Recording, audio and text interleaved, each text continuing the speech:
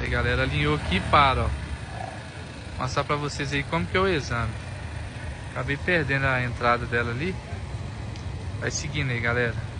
Olhou pra trás. Arrancou, olhou o cruzamento. Olha lá, olha lá, olha lá, fechou a curva ali, hein? Ela fez a curva muito fechada. Pode abrir mais a curva, mas ela acelerou, não perdeu o equilíbrio. Então tá valendo, ó. Seta pra esquerda. Olhou pra direita, entrou, desligou a seta. Agora ela vai parar lá naquela reta, ó, porque tem moto aqui, ó. Parou certinho, suave, bacana.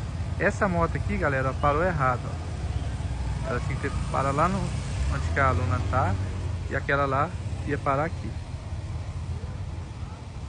Bora.